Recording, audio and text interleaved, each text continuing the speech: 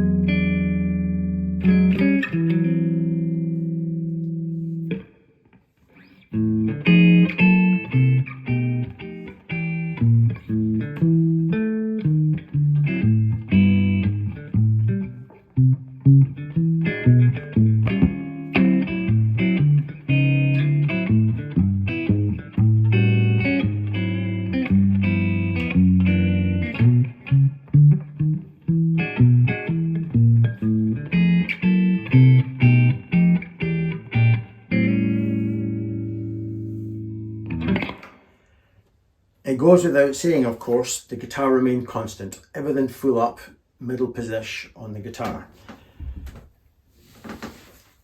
Genuinely, I did not perceive such a difference when I'm in the room playing. And it's only on playback that I realise this seems to have more of the valve magic. There's more, the attack is different. There's more bristling potential in the sound. This is slightly more subdued.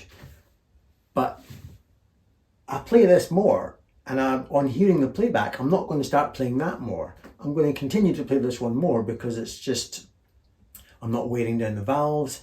It's, I don't know, it gives me a very consistent sound day in, day out, regardless of how much volume I've got on it.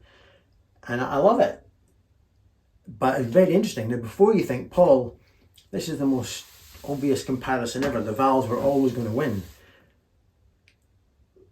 Let's now listen to a humbucker guitar, and I think with this guitar, I think the solid state amp claws it back.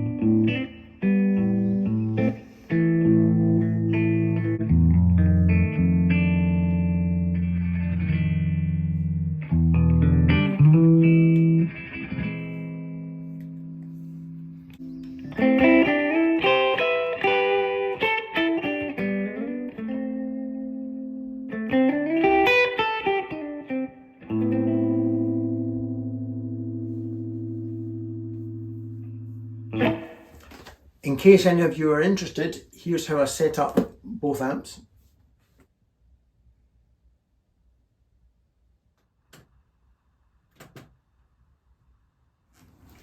So, by the way, there'll be a little guitar lesson at the end, looking at what I did on the Telecaster. Just a wee one today. So I thought that was very interesting. I felt it was almost guitar specific. I felt the Telecaster sounded better through the Cornell and the Les Paul through the solid state. There was a certain honk that the Les Paul had through the solid state that I found particularly pleasing. It's worth noting as well that this guitar, although it's middle position, this is still in the mix, of course, and it's a very loud, pushy pickup. Maybe not so much the Stormy Monday, because that's more path-like, but this definitely keeps up with that.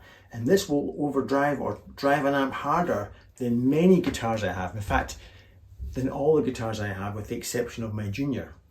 This does not drive it nearly as much. This is a 1995 guitar, Les Paul Custom, that I think came with 57 Classics. I got this second hand, I've not opened it up, but it would seem about right. They're mild-mannered, fairly low output paths.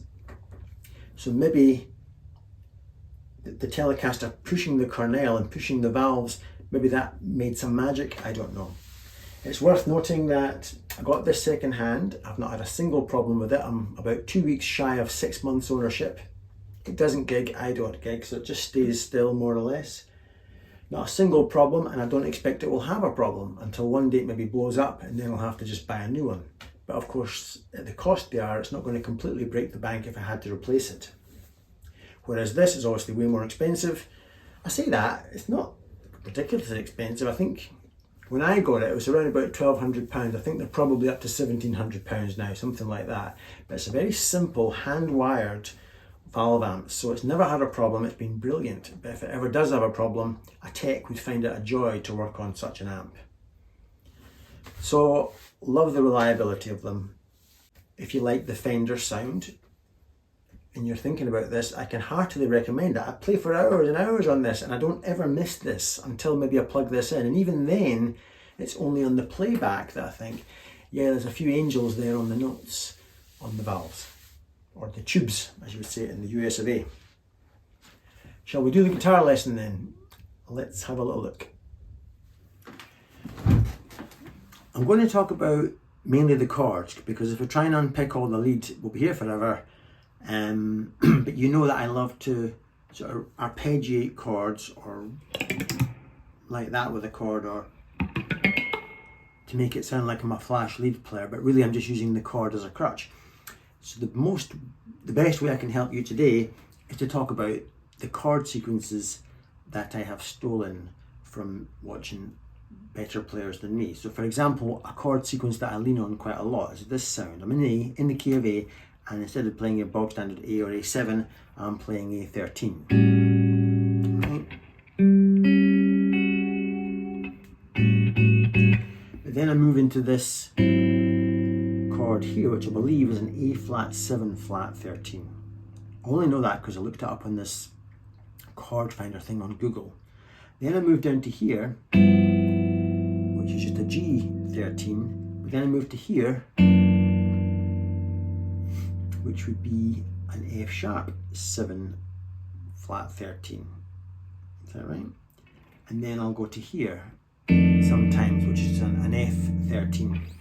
So, but you know how I don't name chords. I tend to think of it as wide grip, narrow grip, because I've got this pushed up onto the same fret, wide grip, this is how crap I am, narrow grip, because these are on the same fret, wide grip. I'm like Phoebe from Friends. This chord, what kind of chord is that, Phoebe? That's bear claw. That's what I'm like. It means more to me. Yeah, so I'm leaning on that a lot. Another chord sequence that I have stolen is, you notice at one point I went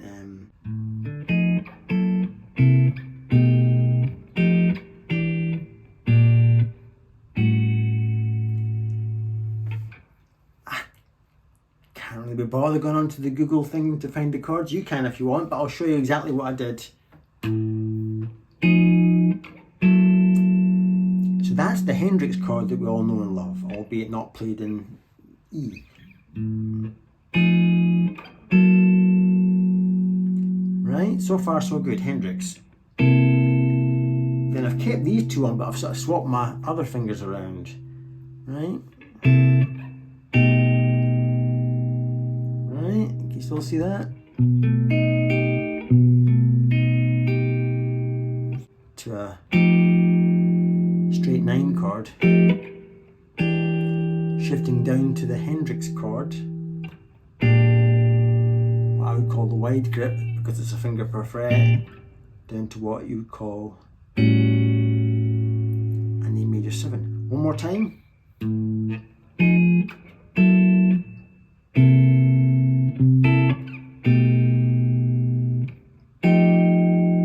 It's a straight 9 chord. It's moving into Hendrix.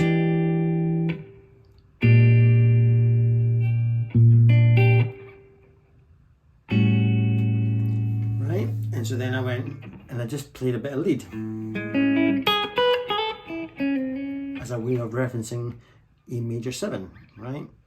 Then I went into this chord sequence now. I went and played lead, or arpeggiated the following chords. So the chord sequence that I stole from Robin Ford, who stole it from the Mickey Baker book and admits it on YouTube.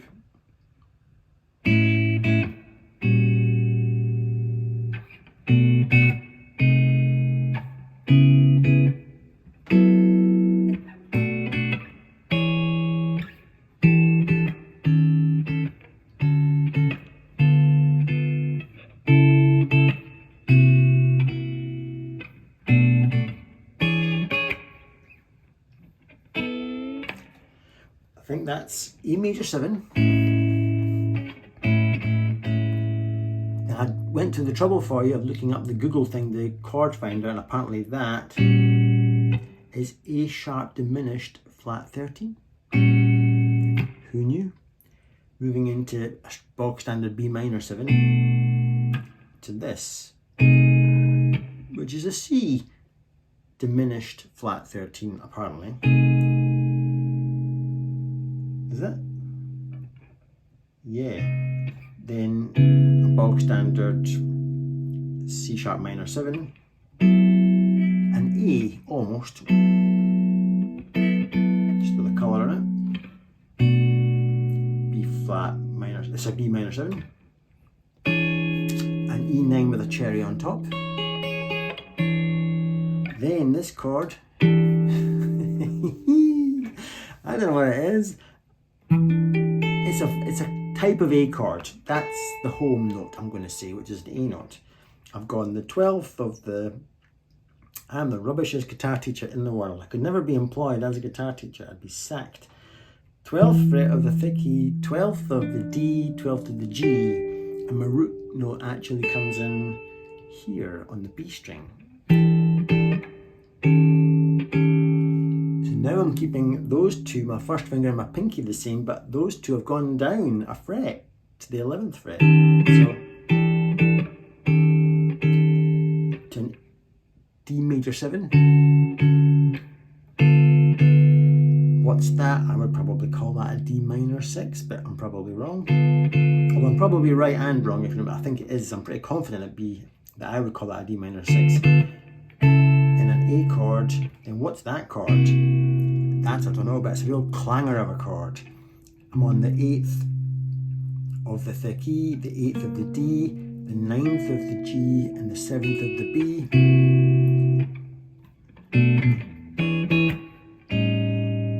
Again, an E form. But what I did with it, you can learn that, you can slow me down, you can learn it, but what I do with it was arpeggiated it and made it sound like I was just woo, all over the neck, like I like to do. So I was going, so there's my A major 7. That's my A sharp diminished flat 13. Yeah. There's my B minor 7. There's my C diminished 13. There's my A sort of thing. You see, you get what I'm doing? There's my A, then my B minor 7. To my turnaround chord, my E. Then all this stuff now, watch. I've just spelled out that chord we talked about a minute ago, that one.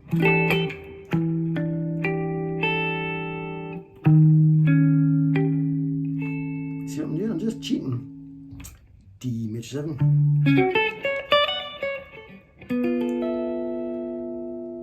A 9th chord with a cherry on top. Then an A chord.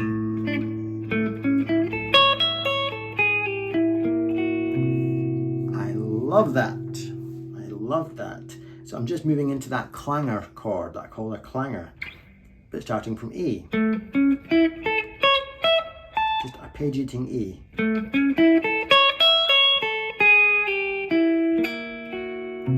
I love the cool way I kind of swept into that. One more time.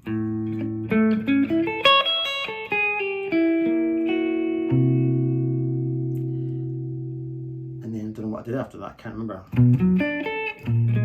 Oh yeah, I gave you one of them, a B flat 13. Or whatever. So that's kind of all I was doing. I won't now go on and pick the lead stuff, but as you know, I do like to do things like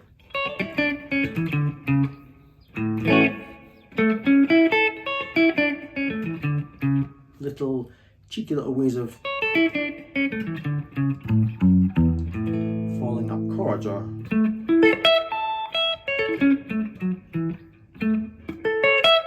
whoops.